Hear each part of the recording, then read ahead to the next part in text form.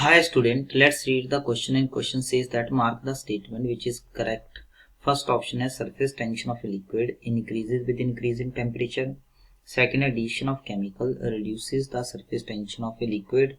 Third is talgometer is used for measuring viscosity of the liquid. Fourth is viscosity of the liquid does not depends on the intermolecular forces.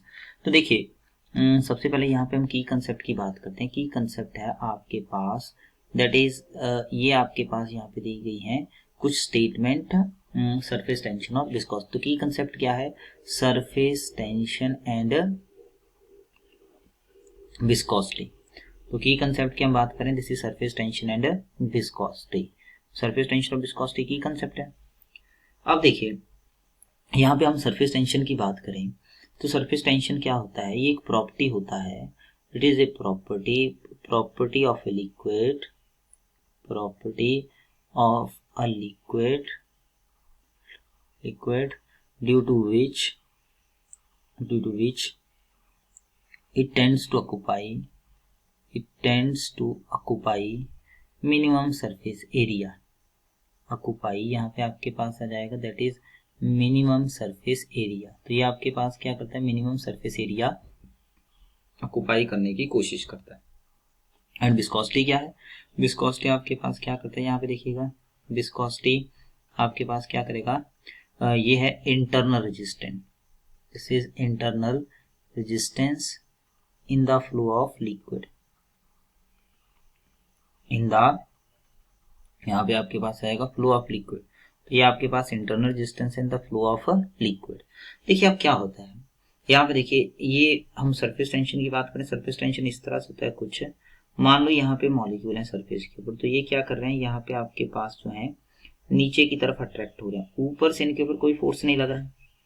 तो अगर हम temperature बढ़ाते हैं, temperature क्या करते हैं? हम इंक्रीज करते हैं, तो फोर्स ऑफ अट्रैक्शन डिक्रीज होगा. फोर्स ऑफ अट्रैक्शन क्या होगा?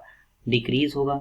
तो फोर्स ऑफ अट्रैक्शन डिक्रीज हो रहा है, इसका मतलब सरफेस टेंशन भी क्या होगा? सरफेस टेंशन भी डिक्रीज होगा. तो यहाँ पे आप देखोगे सरफेस टेंशन भी क्या करेगा? ये भी आपके पास जो डिक्रीज कर जाएगा. ठीक है, तो इसका मतलब पहला स्टेटमेंट तो आपके पास गलत है. दूसरा, एडिशन ऑफ केमिकल. अब मान लो इसमें मैं केमिकल डाल देता हूँ जिनको हम बोलते हैं सरफेक्टेंट. क्या करते हैं? सरफेक्टेंट. तो सरफेक्टेंट क्या करते हैं? दे रिड्यूसेस सरफेस टेंशन. तो सरफेक्टेंट क्या करेंगे? आपके पास सरफेक्टेंट या केमिकल क्या करेंगे? सरफेस एरिया को इंक्रीज करेंगे, रिड्यूसेस सरफेस टेंशन. तो ये यहाँ से क्या करते हैं? Reduces surface tension. ये आपके पास जो वो सरफेस टेंशन को क्या करते हैं? सरफेस टेंशन को रिड्यूस कर देते हैं. ठीक है. तीसरा, स्टैल्गोमीटर. स्टैल्गोमीटर एक इंस्ट्रूमेंट है जो सरफेस टेंशन को मेजर करने के काम आता है. Stalagmometer is used